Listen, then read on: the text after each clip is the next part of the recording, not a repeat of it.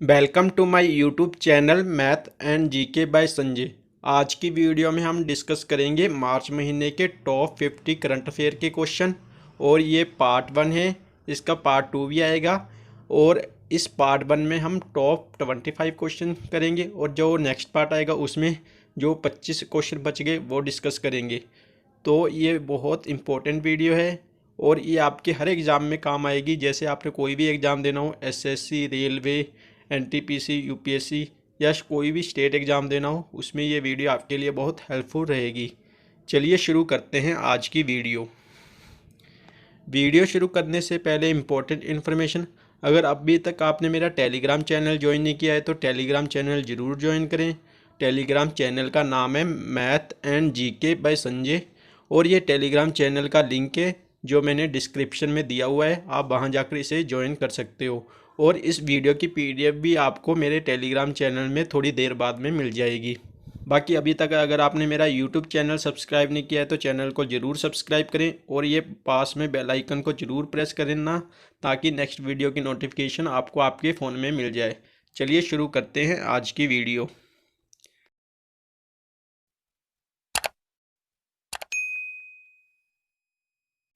First question है, what is the theme of zero discrimination day, यानी कि शून्य भेदभाव दिवस 2021 में क्या थीम रही। तो आपको पहले तो ये पता होना चाहिए ये किस दिन मनाया जाता है, यानी कि किस तारीख को मनाया जाता है। ये मनाया जाता है 1 मार्च, यानी कि मार्च की पहली तारीख को शून्य भेदभाव दिवस मनाया जाता है। और इस साल इसकी थीम रही एंड इन इक्वालिटीज़। आपको इनकी थीम भी याद रखनी है और साथ साथ ये भी याद रखना है कि शून्य भेदभाव दिवस 1 मार्च को मनाया जाता है। नेक्स्ट क्वेश्चन है, माउंट किलिमंजारो पर चढ़ने वाली एशिया की सबसे कम उम्र की लड़की कौन है। तो आपको याद रखना है, मोस्ट इम्पॉर्टेंट क्वेश्चन है। तो इसका आंसर होगा ऋत्विका। ऋत्विका अभी 9 साल की है और ये कहाँ की रहने वाली है, अनंतपुर, आंध्र प्रदेश। इन्होंने अफ्रीका की सबसे ऊंची चोटी माउंट किलिमंजारो पर चढ़ाई की है, तो आपको इनका नाम याद रखना है। इनकी उम्र भी याद रखनी है, इन्होंने 9 साल की उम्र में माउंट किलिमंजारो पर फतेह हासिल की है। नेक्स्ट क्वेश्चन है, which ministry start catch the rain initiative, यानी कि किस मंत्रालय ने कैच द रेन कार्यक्रम शुरू किया। तो आपको याद रखना है ये शुरू किया है जल शक्ति मंत्रालय के द्वारा। और इस मिशन का मुद्दा क्या होगा कि वर्षा के पानी को स्टोर करना और उसको बचा के रखना ताकि उसका यूज कर सके। नेक्स्ट क्वेश्चन है, हारून ग्लोबल रिच लिस्ट में पहले पायदान पर कौन रहा। तो आपको याद रखना है हारून रिच लिस्ट में सबसे पहले स्थान पर कौन रहा। तो इसका आंसर होगा एलन मस्क, जो कि एक स्पेस एजेंसी है स्पेस एक्स, उसके फाउंडर और सीईओ हैं। इस रैंकिंग में दूसरे नंबर पे अमेजोन के फाउंडर जेफ बेजोस हैं और इसी लिस्ट में भारत के एक आदमी हैं मुकेश अंबानी, और उनका स्थान है इस लिस्ट में 8वां। तो आपको 2 क्वेश्चन याद रखने हैं कि पहले नंबर पे कौन रहा, तो उसका आंसर होगा एलन मस्क। और मुकेश अंबानी कौन से नंबर पर रहे, तो उसका आंसर होगा 8वें नंबर पे। नेक्स्ट क्वेश्चन है, what is the theme of world wild life day 2021, 2021 में विश्व वन्य जीव दिवस की थीम क्या रही। तो आपको याद रखना है ये पहले तो कि किस दिन मनाया जाता है। ये मनाया जाता है 3 मार्च को और इस साल इसकी थीम रही वन और आजीविका, लोगों और ग्रह को बनाए रखना। तो आपको इनकी थीम याद रखनी है और ये कब मनाया जाता है, 3 मार्च को। ये दोनों बातें याद रखनी है। नेक्स्ट क्वेश्चन है, which state host Khelo India winter game 2021। तो आपको याद रखना है इन खेलों का आयोजन किस राज्य ने किया। तो इसका आंसर होगा जम्मू एंड कश्मीर। और अगर शहर का नाम पूछ ले कि जम्मू एंड कश्मीर के किस शहर में हुआ, तो उसका आंसर होगा गुलमर्ग। तो आपको ये दोनों बातें याद रखनी है।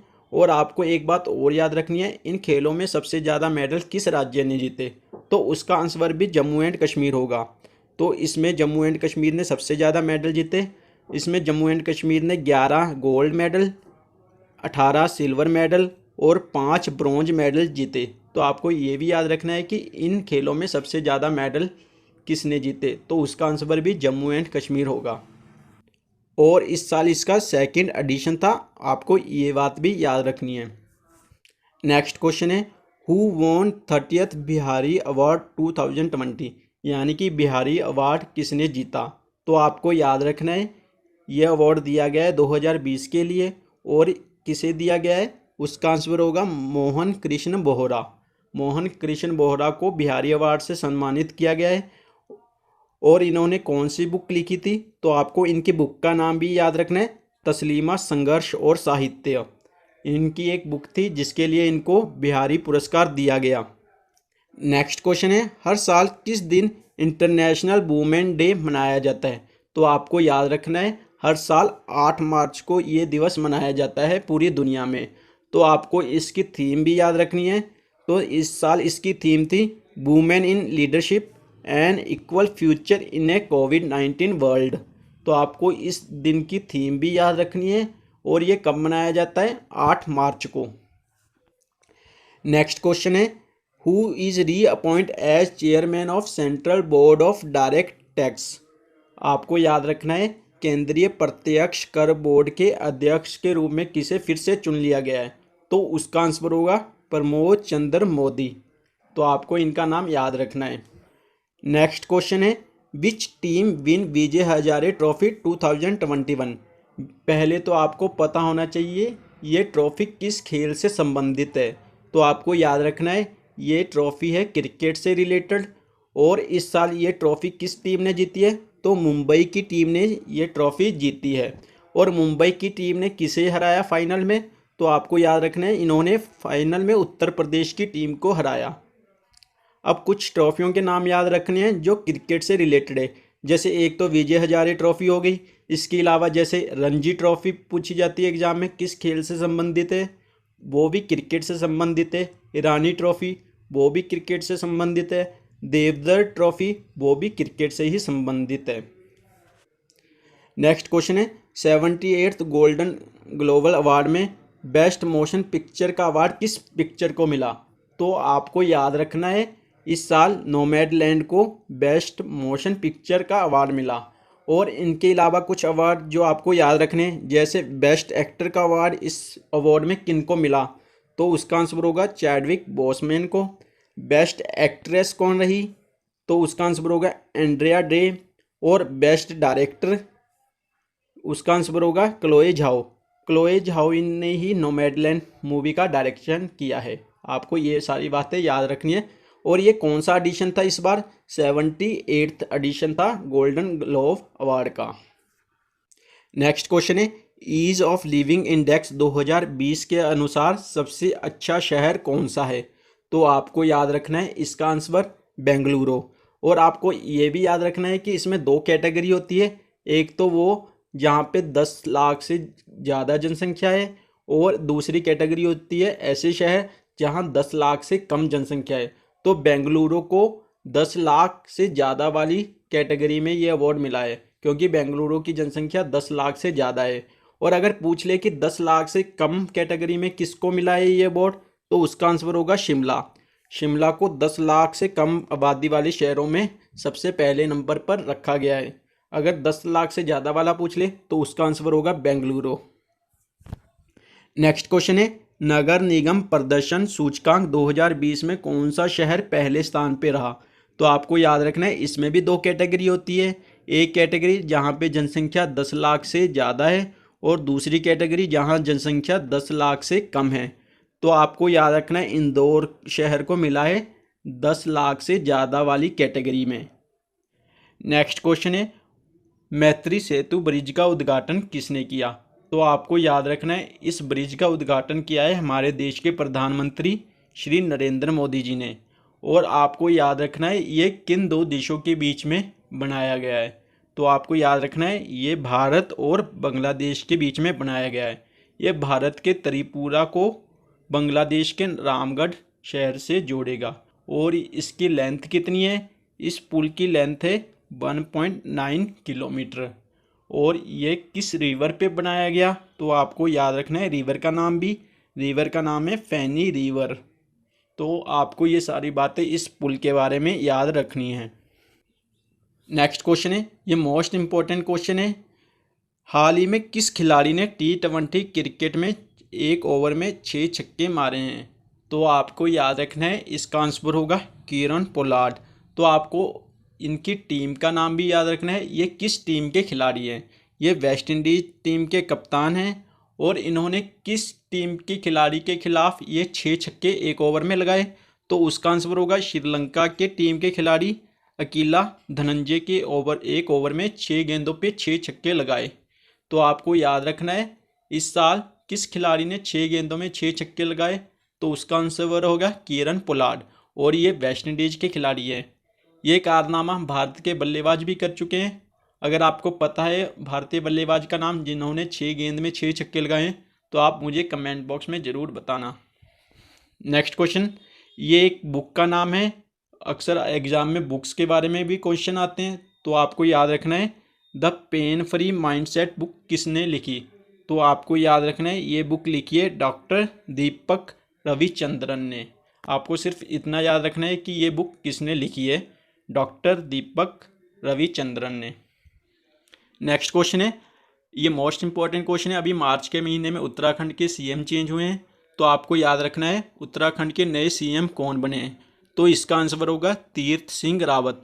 और आपको ये भी याद रखना है कि इनसे पहले कौन थे। तो इनसे पहले थे त्रिवेंद्र सिंह रावत। अब आपको उत्तराखंड के बारे में याद रखना है, उत्तराखंड के गवर्नर हैं बेबी रानी मौर्य और उत्तराखंड की कैपिटल है देहरादून।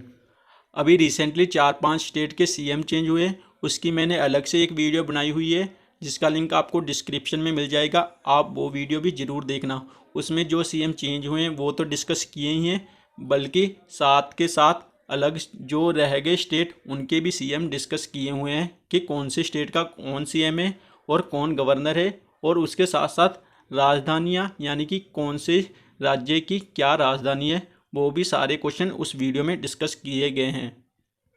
नेक्स्ट क्वेश्चन है, who win ICC player of February month award.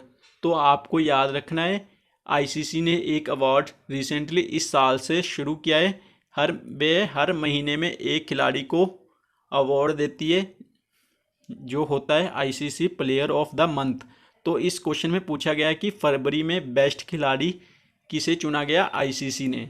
तो आपको याद रखना है ये 2 कैटेगरी में दिया जाता है, एक तो मेल को दिया जाता है, एक दिया जाता है फीमेल को। तो यहाँ पे हमने केवल मेल वाला लिखा है कि मेल वाला किसको मिला, क्योंकि ये भारत के खिलाड़ी हैं रविचंद्रन अश्विन, इनको मिला है। तो आपको सिर्फ इतना याद रखना है कि इस साल फरवरी मंथ का बेस्ट प्लेयर आईसीसी ने किसे चुना है, आर अश्विन को, और ये भारतीय टीम के खिलाड़ी हैं। नेक्स्ट क्वेश्चन, ये भी इम्पोर्टेंट क्वेश्चन है, BBC Indian sports women of the year award किस खिलाड़ी को दिया गया। तो आपको आंसर याद रखना है, इस क्वेश्चन का आंसर होगा कुनेरू हम्पी। तो आपको इनकी गेम का भी याद रखना है, ये किस खेल से संबंधित है। तो इनकी गेम है शतरंज। नेक्स्ट क्वेश्चन है, किस देश ने दुनिया का सबसे तेज सुपर कंप्यूटर फुगाकू बनाया है। तो आपको याद रखना है इस सुपर कंप्यूटर को बनाया है जापान ने। तो आपको कंप्यूटर का नाम भी याद रखना है फुगाकू। कंप्यूटर का निर्माण किसने किया है, जापान ने। अब जापान के बारे में इम्पोर्टेंट बातें, जैसे जापान की राजधानी है टोक्यो और जापान की करेंसी है येन, और यहाँ के अभी रिसेंटली प्रधानमंत्री भी चेंज हुए थे। तो प्रधानमंत्री का नाम है योशिहिडे सुगा। नेक्स्ट, ये मोस्ट इम्पोर्टेंट क्वेश्चन है, तो आपको याद रखना है इस साल हिंदी की लैंग्वेज में साहित्य अकेडमी पुरस्कार किसे मिला। तो आपको याद रखना है इस साल हिंदी की लैंग्वेज में साहित्य अकेडमी पुरस्कार मिला है अनामिका को, और ये हिंदी की जाने मानी कवित्री हैं, यानी कि पोएम्स वगैरह लिखती हैं। और इन्होंने कौन सी पोएम लिखी, टोकरी में दिगंत, इनके लिए इनको साहित्य अकेडमी पुरस्कार मिला। और साहित्य अकेडमी पुरस्कार 24 लैंग्वेज में दिया जाता है।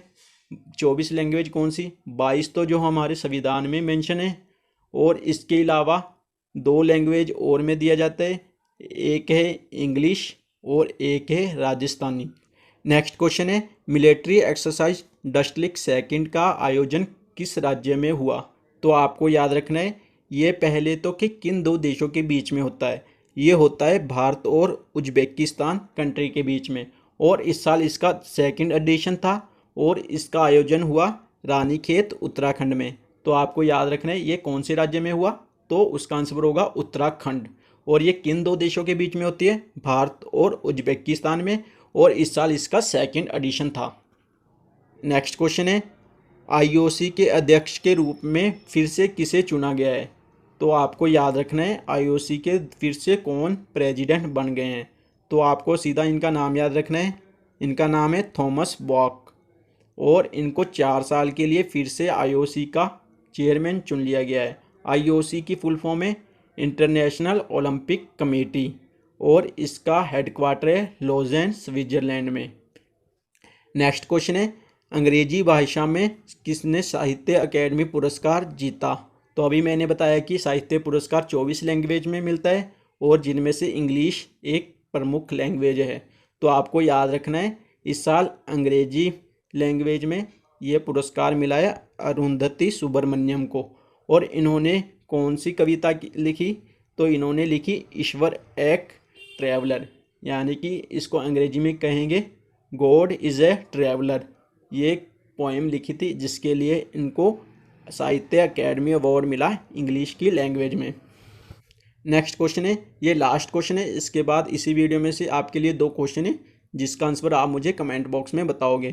पहले तो इस क्वेश्चन को डिस्कस करते हैं, ये मोस्ट इंपॉर्टेंट क्वेश्चन है।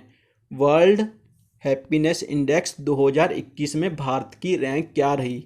तो इसमें आपको इंडिया की रैंक पता होनी चाहिए। इसमें इंडिया रहा 139th रैंक में, और इस रैंकिंग में कितने देशों को ऐड किया गया?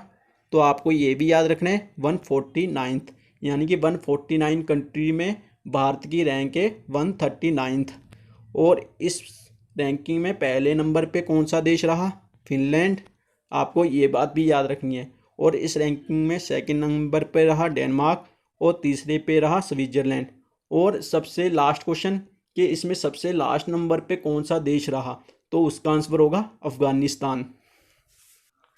अब आपके लिए 2 क्वेश्चन है जिसका आंसर आप मुझे कमेंट बॉक्स में बताओगे। पहला क्वेश्चन है कि 30वां बिहारी अवार्ड 2020 वाला किसे मिला? आपके सामने ये 4 ऑप्शन है। सेकंड क्वेश्चन है, इंग्लिश लैंग्वेज में साहित्य अकेडमी पुरस्कार किसे मिला? तो ये दोनों क्वेश्चन का आंसर मुझे कमेंट बॉक्स में बताओगे। बाकी ये वीडियो आपको कैसी लगी ज़रूर बताना, और वीडियो के बारे में कोई भी फीडबैक देनी हो तो कमेंट में ज़रूर बताना। और इसका नेक्स्ट पार्ट जल्दी ही आएगा।